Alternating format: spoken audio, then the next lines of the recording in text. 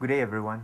I'm really happy to be here today to share with you my thoughts on the role of intellectual capital in enhancing a nation's competitiveness. In all my years of working across the Southeast Asian region, from Malaysia, Thailand, Philippines, and even in my encounters in my short trips to China, every single nation wants to leverage on innovation as a value driver. The question then for policymakers as well as businesses involved in innovation, how do you go about doing it? What's the optimal strategy? What's the roadmap like for anyone who wants to leverage on innovation to drive new economic value? Let's first start with the fundamentals. It was Michael Porter, the Harvard management guru, that says that it is easy to move from a factor-driven economy to an efficiency-driven economy, where you become more productive, more efficient, more organized. But he says, and I totally agree with Michael Porter's view, that the move from efficiency-driven economy to an innovation-led knowledge economy is far more difficult and complex. So as we looked at how the innovation race is going to pan out for nations as well as companies, what are the essential ingredients? What are those building blocks that are essential for, first, companies to become competitive, then secondly, for nations to become competitive?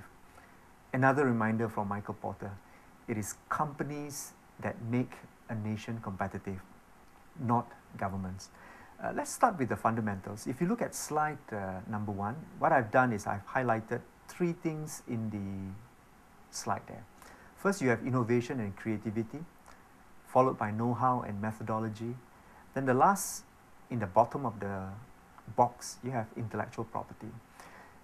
My take: intellectual capital is one of the strongest, most influential factor of production that companies as well as nations can rely on to drive competitiveness. But what's the difference, right? If you take a look at innovation and creativity, it's the result of human intellectual or creative effort. That is a clear example of an intangible asset, a new type of asset class. But you can't prevent creative humans from walking out of your door, right? If you're a research organization, or from leaving your country, if they are working in any particular country.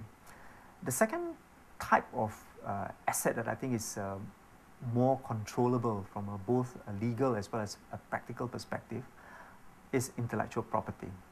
Intellectual property covers legally protected rights such as patents, copyright, trademark, trade secrets. These are real asset class. And how do you leverage value from such intellectual asset class, which I call intellectual property? You leverage on them by licensing. So when I refer, therefore, to intellectual capital, it really comprises 2 elements. The first is intellectual asset, which is the product of human creativity, human innovation. Then the second type of right is a legally protected set of legal rights that protects the fruit of innovation. So when one therefore talks about leveraging on innovation as a value driver, you really have to focus on how a company, and at a higher level, how a nation can extract economic value from intellectual property. If you can turn now to slide number 2, I have drawn 3 arrows that shows the different levels of development of a nation. And I mentioned somewhere in the middle of the chart that different value drivers affect different regions, obviously will affect different companies and countries along the development path. So if you ask this question, what does it take to scale to the next level? The answer is it depends on where your company is today and more importantly, where your country is at this point in its economic development. Let's take Malaysia as an example. The World Bank has indicated in its report on Malaysia last year, in December 2009, that the Malaysian economy is a middle income trap economy. It cannot compete with the low cost, high volume economies like India, China, Vietnam, and to some extent even Indonesia. But at the same time, the Malaysian economy can't catch up yet with the innovative economies such as South Korea, Taiwan, Hong Kong. Don't even have to mention Japan. So if every nation wants to use innovation as a major value driver, how do they go about doing it? What are the building blocks? And those are the things that I wanted to share with you, primarily from two perspectives. Number one, from a corporate perspective, using examples from companies like Microsoft, and the second example that I'll be looking at will be through the lens or the perspective of economies. Now let's start with the fundamental. In the old economy, the traditional factors of production are land, equipment, and human capital. In the new economy, intellectual capital is a new value driver. But then how do you play this game? If you look at slide number 3, what I've done is I've prepared a sort of a matrix that indicates the various levers at both the macro as well as the microeconomic level that should be leveraged upon in order to enhance performance at two levels. First, the corporate level, then secondly, at the national level.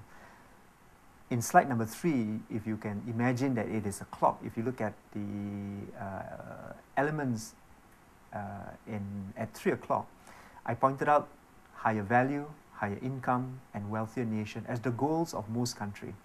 But what are the levers that should be calibrated in improving the competitiveness of nations through intellectual capital? Take a look at the slide somewhere around 7 o'clock. First, you definitely need risk capital. Governments need to put aside huge amount of money to invest in R&D in order to find the next technology winner. On the other hand, if you only have high investment, but you do not have the entities, especially the corporate entities, and the research institution that will take the fruits of R&D to market, you cannot realize the value. Moving on now to slide number 4, you will see that I've come up with a basic matrix in terms of what are the critical building blocks in achieving national competitiveness through intellectual capital. First point, there has to be innovation. Second, the fruits of innovation must result in higher yield for manufacturing or services. And more importantly, especially for smaller nations that are dependent on international trade, you need to export intellectual capital. You know, my experiences in both Malaysia as well as Singapore clearly points out that if you have a policy that tries to position the economy like what I call the aircraft carrier economy, China and India, then you're probably going to have a lot of difficulty. So countries like Malaysia, which is somewhere in between, you don't have, for example, Malaysia doesn't have the numbers as China and India has. So the question is, if economies like Malaysia, which is what I call a sandwich economy, neither first world nor third world, you would therefore need to find a different approach and methodology, right, in order to move up the value chain from an efficiency-driven economy to an innovation economy. So what's my take on the subject? Number one, policymakers in countries like Malaysia need to make strategic investment in intellectual capital.